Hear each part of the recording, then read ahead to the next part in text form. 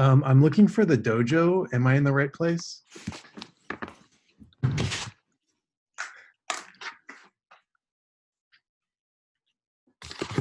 Hey, what's up, everyone? Hi. Hey.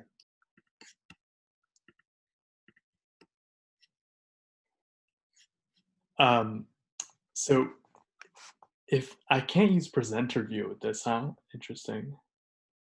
Can you see my notes if I click on this right now, or are you guys just seeing my slides? We see the notes, I think. Oh, you do? Okay. Well, I don't actually see any notes, but Okay. Hold on. Let me figure out how to do this. Unfortunately, I don't know how, so you can't help.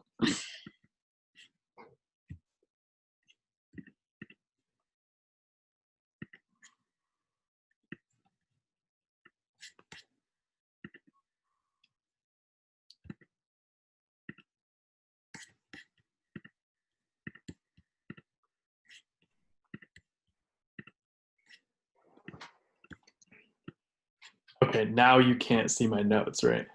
Right. Yeah. Okay, great. Hey, you should announce this on Slack, I think. Many people might not be remembering this. Oh, yeah? Okay. Let me announce it on All Company real quickly then.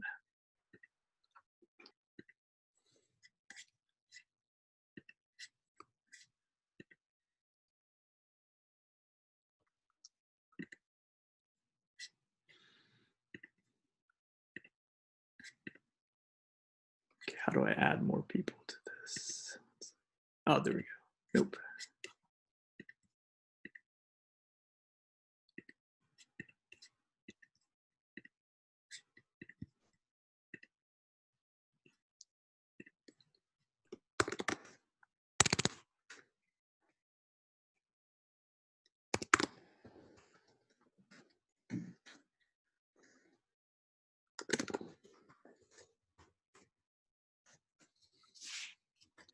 All right, we'll get going in like, let's say 12:05. So if anyone that was gonna join from the chat can hop in.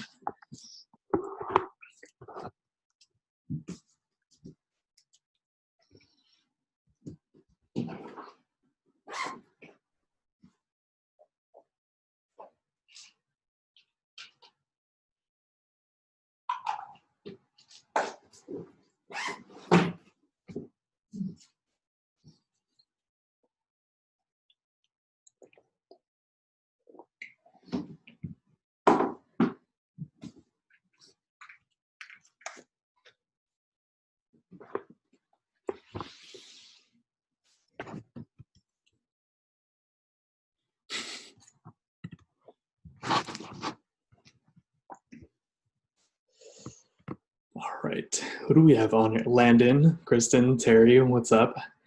Oh, hey Caleb. Hey Jonathan.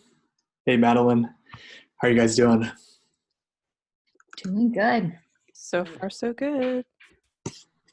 Thanks for hopping on. Mm-hmm. What is SEO? I didn't Google it. Oh, nice. Yeah, that's like slide number 2 right after this one. So perfect. I'll wait question. Then. Yeah. Hey, what's up, Aditya? How are you? Hey, Amaya. Sorry, I'm dialing in from my mobile and I can't hear you very well. Just outside grocery shopping. I don't know if you can hear me. Yeah, I can hear you. Okay. We're just gonna give people one more minute to get on, and then I'm gonna get started. Cool. Thanks.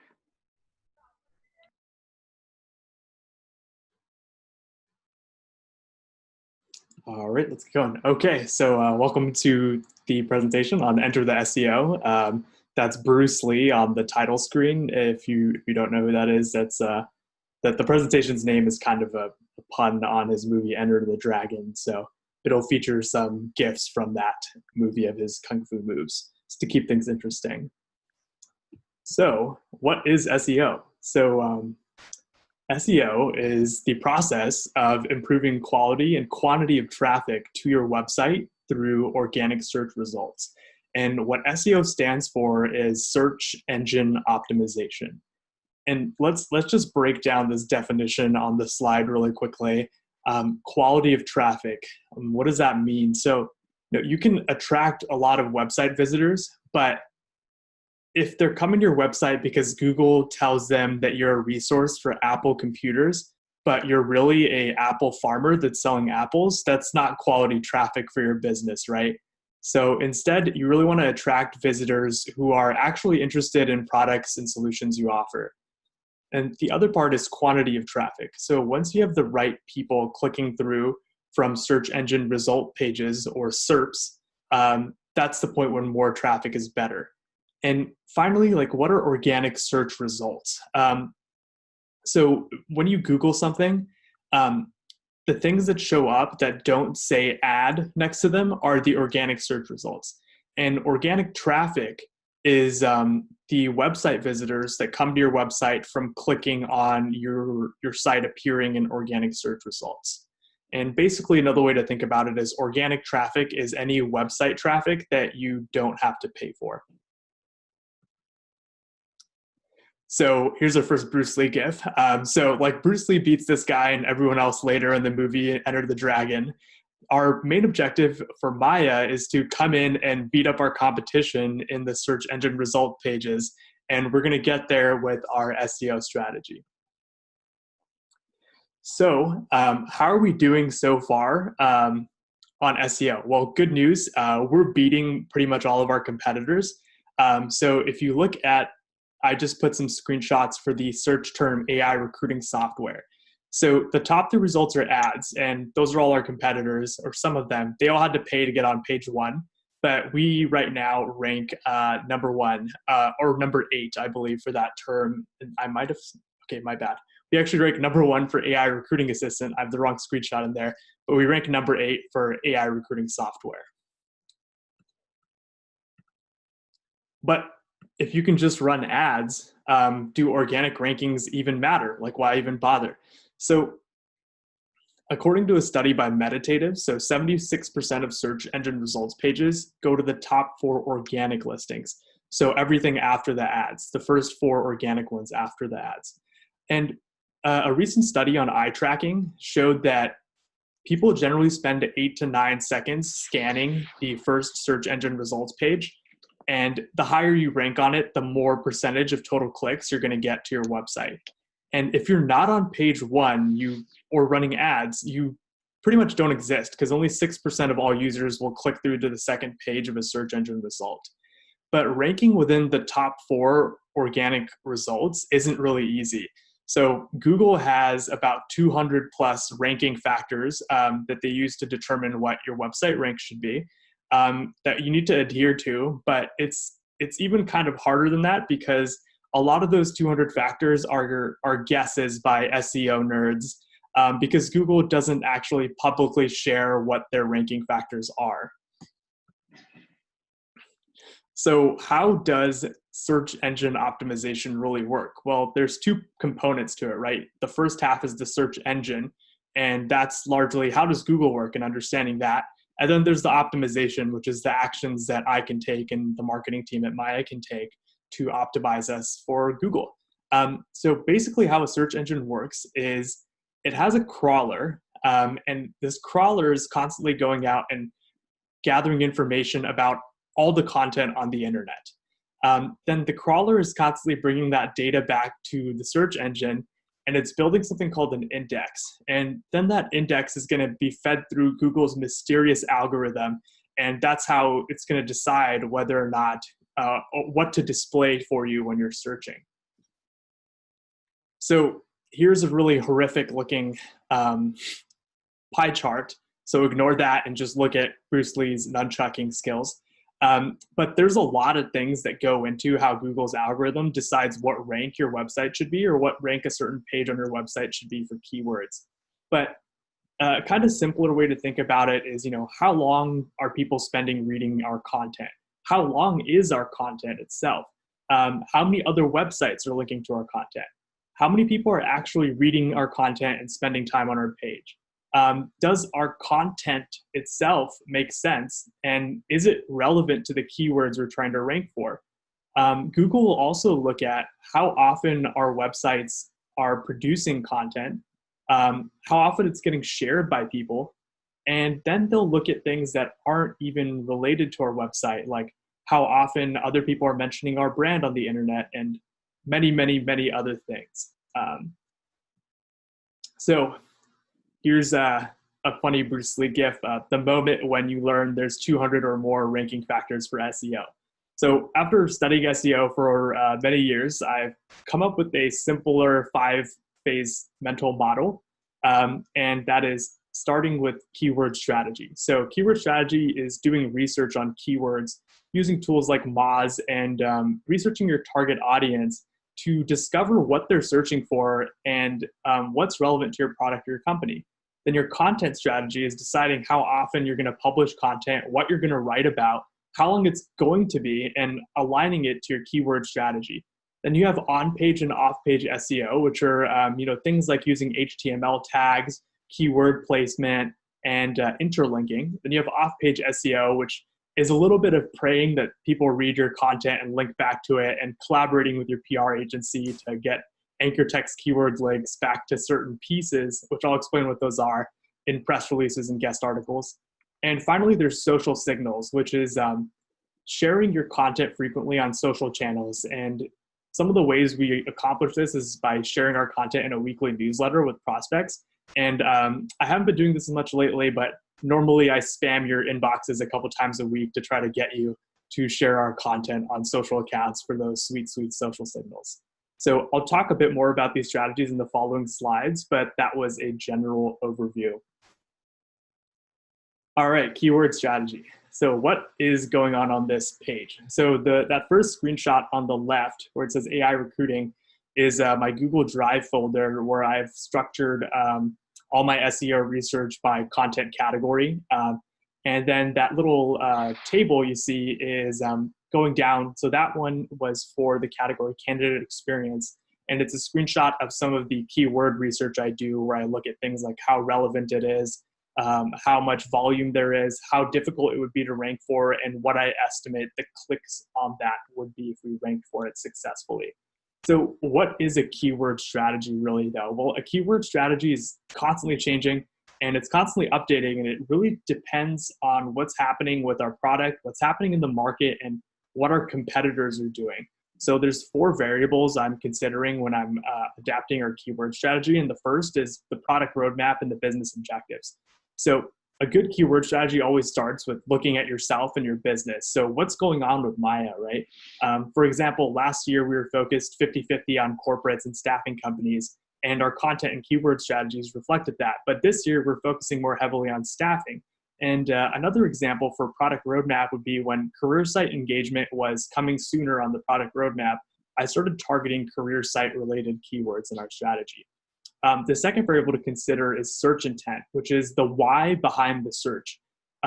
So for example, we sell recruiting software, but we wouldn't necessarily want to spend time targeting recruiting software first, because we'd instead want to first focus on recruiting AI and other related keywords, because someone searching for AI and recruiting AI would have a search intent that's more relevant to our business objectives, which is to sell our product. Words, pretty simple there. What words are people using?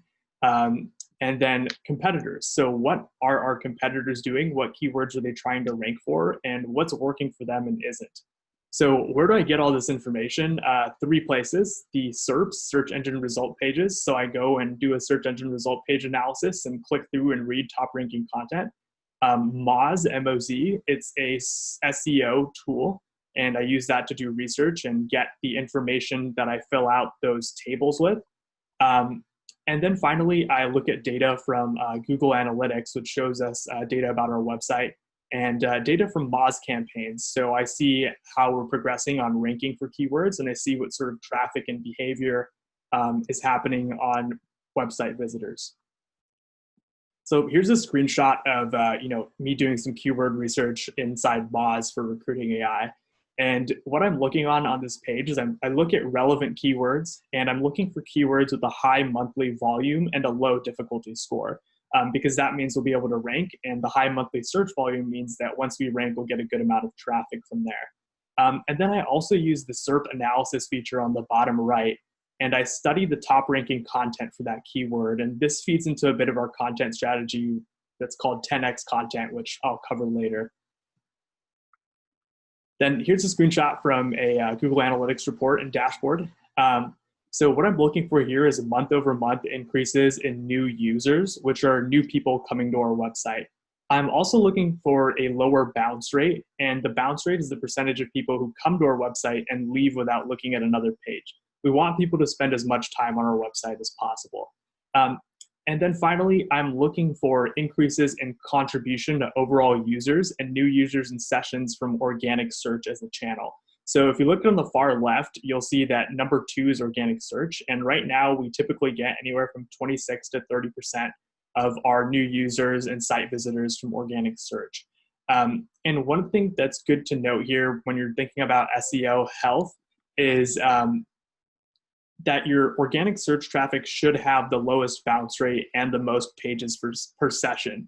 And we have that. And so this tells me that our keyword strategy is the right fit, and that our SEO and content strategy overall is probably working. So that's a good indicator to see. So now you have your keywords. Now you have to create a content strategy to, actually write things to rank for those keywords. So content marketing strategy always starts with a why, right? So why am I creating content? Who am I helping? And how can I help them in a way that no one else can? So there's 3 kind of things that go into our why for content at Maya. The first concept is that talent acquisition is the hero. So any concepts or arguments that we make, we have to connect our topic to talent acquisition and show them how they can make an impact. Second is that we believe in presenting hypotheses, not opinions. So when I analyzed our competitors' content, many of them didn't bother to do things like read research or pull information from studies from academia and analysts. So we do that. Number 3 is adding in a multidisciplinary approach to our content. So I'm always looking for ways to draw on psychology, organizational behavior, neuroscience, AI research, and then as well as the perspectives of thought leaders like Josh Bersin to bring better scope into our content. So the content strategy itself is constantly evolving, like the keyword strategy, and it's aligning with the go-to-market plan that Vanita and Kristen are creating and working on with the sales and product teams. The content's also being mapped to the buying journey, but that's its own lunch and learn presentation. And finally, 2 big parts of our content publishing strategy is a high publishing frequency and bigger and better content, which is achieved through the skyscraper technique and the 10x content idea. All right, so the skyscraper technique. This is how I create a bigger and better piece of content than everyone else's content in that neighborhood in the search engine result page. So if we're looking at, so here's an example of the keyword, how to grow a staffing agency, right? So we're currently ranking number 4 for that, which is really good.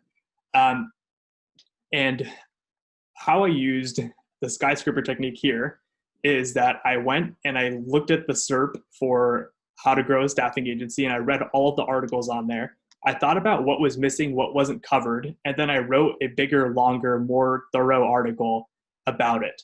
And then the final part of the skyscraper technique is that I placed anchor text, which is the words how to grow a staffing agency or how to grow your staffing agency or variants on that in other articles on our website and linked to our page on how to grow your staffing agency. And that sent the right signals to Google over a couple of months to have us rank for that keyword. Now, the biggest part of the skyscraper technique is that you have to make bigger and better content.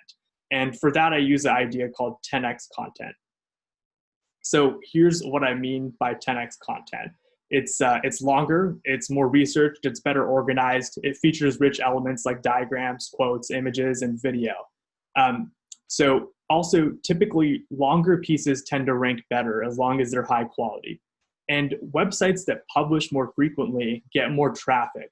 So the frequency we're shooting for is 14 articles a month, which is really ambitious. I hit that in March, but we haven't been able to in April.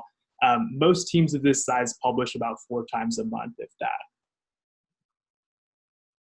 All right, so how do I look at the data for our content strategy and see what's working? So I look at Google Analytics and I look at the blog, and I'm looking for indicators of content quality and ranking. So if an article is ranking in the SERPs, it'll start producing unique page views every month without me promoting it. And if an article is high quality, it'll produce a longer average time on page. And you can see the average time on page column and unique page views there. So we're generally shooting for a time on page on articles over 1,000 words of higher than 2 minutes. And for articles around 500 or less than 1,000, we're shooting for 1 to 2 minutes. So I've had some standout articles there that have like 4 or 5 minutes time on page, which is always nice to see, but not necessary, but nice to see. Then I look at Moz to my campaigns. So I have some campaigns set up in the Moz tool where I am tracking about 200 keywords that are relevant to our company.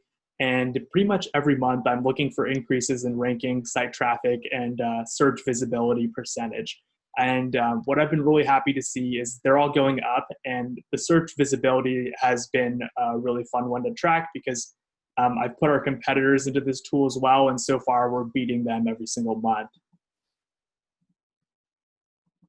All right, so 3 more sections to go, and yeah, thanks for bearing with me so far. Here's a good, I think Bruce Lee is kicking Chuck Norris in this GIF. Yeah.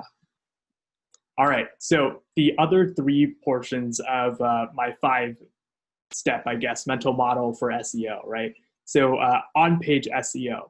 So again, search engine optimization. On-page SEO is the practice of optimizing individual web pages. And you need to do that in addition to writing really good content that's bigger and better than everyone else on that keyword. And some of the things you're doing are more related to how you're marking up the page with HTML code. So I use a tool called Yoast to help me with the on-page SEO. So it does an analysis of every single one of my pages, and it'll show me, problems, areas for improvement, and then good results. And I'll just fiddle with the text and keywords and the way I'm phrasing and writing things until I get a overall green smiley face for SEO and a green smiley face for readability, which is, you can see the smiley faces underneath Yoast SEO on the left. So this is really important because if you don't optimize your on-page SEO, wow, that was redundant. If you don't do on-page SEO, even if you have really good content, there's a chance that it won't rank. Here's another really horrible diagram, but then there's the other half of SEO as well, which is called off-page SEO, which is the things that are happening outside of Maya.com and HireMaya.com that impact the rankings of our website.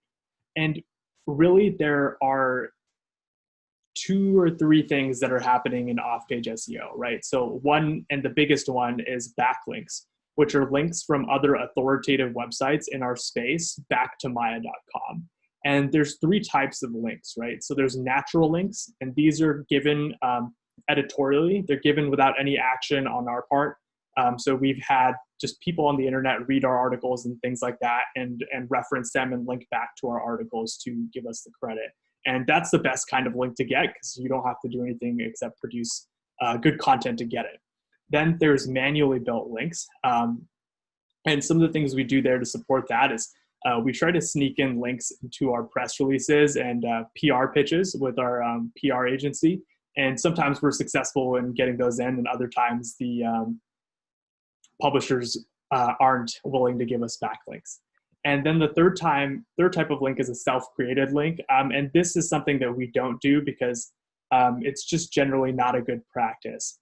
So if you're ever at a startup company and you're talking to the marketing team, they're talking about buying backlinks, that's probably not a good sign. And then there is non-link related offsite SEO. So that's stuff like our social media marketing, like the stuff you guys help with when you share our content. There's things like guest blogging that we're doing. So we're on recruiter.com and Bullhorn's website, and we write on there. And then there's like LinkedIn, as well as unlinked brand mentions. So because Google's crawlers are constantly just consuming content all over the internet, Anytime someone mentions our brand, Maya, even if they don't link back to us, that helps as well. 1 second, I just need to plug in my laptop here. All right, so wrapping up this presentation, is SEO effective? Is it working for us at Maya? So first of all, there's studies out there that show SEO is effective. So when someone's in the purchasing process, a lot of times the decisions that they're making are actually to a degree unconscious about what brand they prefer. So if you can influence brand recall, which means they think of your brand, and they're more likely to think of your brand as they're coming to that purchase decision, it's more likely that you're going to be able to close the sale. So SEO can help with a 16% increase in brand recall when you appear in the top 4 results. And then if they did a study on e-commerce websites, and they found that for e-commerce websites who had pages that ranked on page 1, on those pages, there was a 30% increase in purchase intent. So people that came to those pages were 30% more likely to purchase something, which is really good because you want high quality traffic that is interested in buying your product. Now, here are some stats on about how SEO has been working for us at Maya.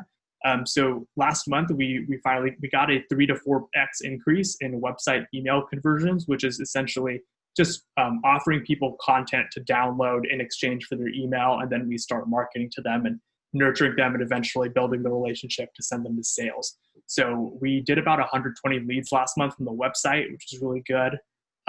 Month over month, pre-COVID, we were able to generate anywhere from 10 to 80% growth in unique page views, which is great. And that, of course, oops, I got a duplicate bullet there. And then finally, the third point is when you look at our search visibility perspective, we are 6 to 10 times more visible in search engine results for keywords relevant to our brand compared to Zor, Alio, and Text Recruit's Ari.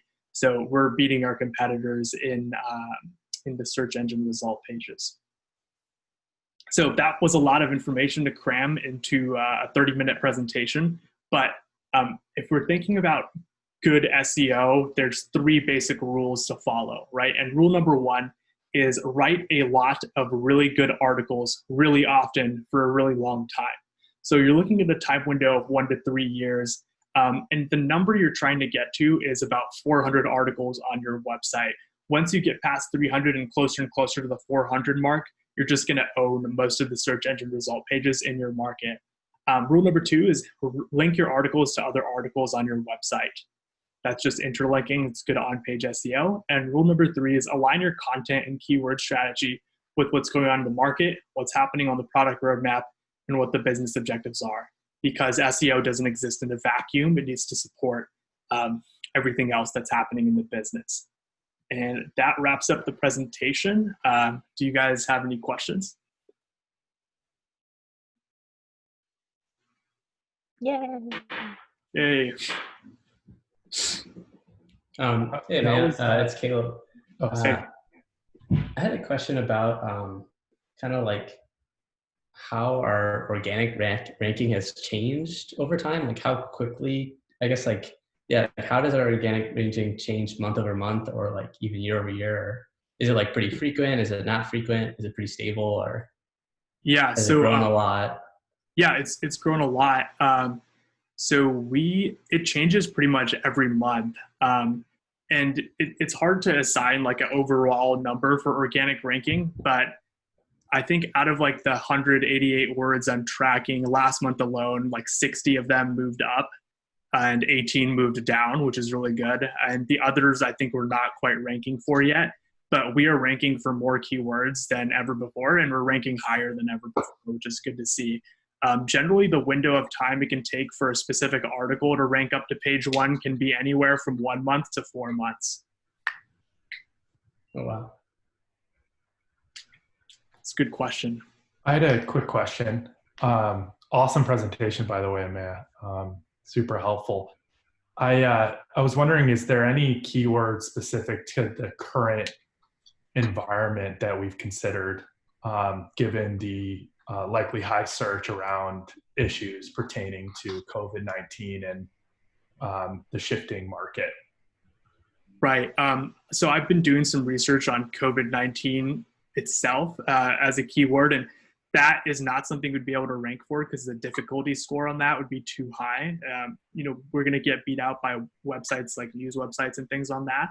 But if we're thinking about ranking for things like COVID-19 plus recruiting and long tail keywords there, that's definitely an opportunity. The only thing is that because of the window of time it can take for an article to rank for keywords, like 1 to 4 months, there's a chance that even if we wrote content for it, it would not rank in time to be really useful. And then the other thing is that because those search terms are so new, Moz doesn't have search volume estimates for them yet. So it might, I don't know how many people are actually searching for them. So what we're focused on from SEO right now is just doubling down on aggressively going after recruiting chatbot, conversational AI, and really product-specific keywords. Makes sense. Thanks, Amaya. Yeah, thanks, Eyal. Hey, Amaya, I have a question. I'm curious if you could magically go to the first search result for one keyword, what would it be? And then if you had like unlimited resources, how could you achieve that? Or what would be the most effective way to achieve that? Oh yeah, great question. I think if I could magically go to the top, I think it would be like a recruiter AI or recruiting AI. There's one keyword that has about like 51 to 100 search volume every month, which is 51 to 100 people search for it every month in the US. I would want to go to the top for that immediately. And then if I had unlimited resources for it, I want to be publishing 14 times a month, but it's hard because, it's just a lot of writing and there's a lot of other content and things that we have to support on the marketing team. So if I had more resources, I would just increase the publishing volume, and that's how you'd get there. And then there's things we're not doing with backlink and link building that are really manual and time intensive, like pitching for more guest posts, and then doing outreach and basically like cold email and outbound to site admins and owners to ask them to link back to our website by offering them an infographic or other piece of content. We're not doing that, and that's really, really important for SEO. So those are the two things I would do. Great, thanks. Hey, Amaya, great presentation. This is really interesting. It's very educational as well. I have a kind of specific question about how searching for AI recruiting, different search queries or Maya specifically can impact being served an ad in a specific website. So around 2 weeks ago, I was served a Maya ad, and it was on the wiki for a video game. It was like on the weekend, I was like searching for the wiki for this video game, and it just popped up with a Maya ad. So yeah, do you think it's probably because I had at some point searched for like AI recruiting software, or because I typed Maya? Like, do you know, like, or could it be both? Like, what maybe was the reason for me being served a Maya ad in a random video game wiki? Yep. Yeah, great question. So yes to both. Because you're probably using Google Chrome, and we cookie everyone that comes to our website. And a lot of these advertising platforms have really sophisticated algorithms. So they're looking at like what you're searching, Google's tracking that, and they're selling that data to advertising platforms. And they're building things like interest categories. So you probably have like an interest category associated with your, your IP or wherever you're cookied. And that's why you're getting served ads. And then as to why it's on the video game website, the Google and these other advertising platforms have something called the advertiser network. And basically any website can submit themselves to be part of the Google advertiser network, with the exception of like inappropriate websites, or like, they vet them, and there has to be certain traffic requirements as well. But when they're on the ad network, basically we can retarget, and Google will serve our ads dynamically wherever you go on the internet. Again, with some limitations around website quality and content and subject matter. And Zach, I wonder if you did that from your personal email /personal computer versus your work computer, because I think we've turned off retargeting for was actually on my phone. Oh, interesting. Yeah. Yeah. I'm sure that I've searched for like AI Recruiter or Maya or something. Yeah. Yeah. So go ahead. No, go ahead. I mean, Yeah. So, I mean, even if you just visit the website and you're not on your work computer, because we've turned off retargeting for any Maya.com emails and people. So even if you just visit the website, you're getting cookied, and we're going to serve you retargeting ads. Gotcha. Cool. Thank you. Yeah. Thanks, Zachary. Hey, Maya, I have another question, a quick one. You showed that slide showing our Google Analytics data for those 2 articles that had a long time that people spent. I'm curious, so that's Google Analytics. Does Google Search use that data to score us from a quality point of view and influence our search results? Yeah, probably. That is one of the 200 ranking factors that SEO nerds have a hypothesis about, and that is like time on page and then unique visitors. So, I think if people are spending more and more time on our website and blogs, Google sees that it likely indicates it's a higher quality piece of content.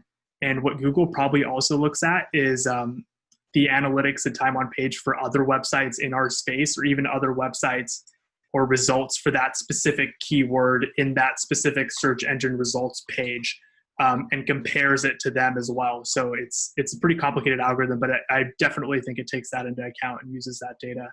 Curious. Okay. I have conflicting feelings about using analytics data for that purpose, but thanks. Yeah, good question, Landon.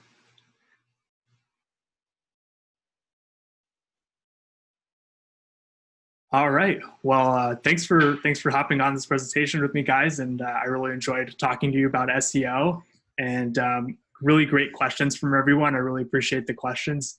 And again, if you've got any more questions about it, feel free to ping me, or if you're thinking about starting your own personal blog or anything like that, I'm always happy to help and talk about that too.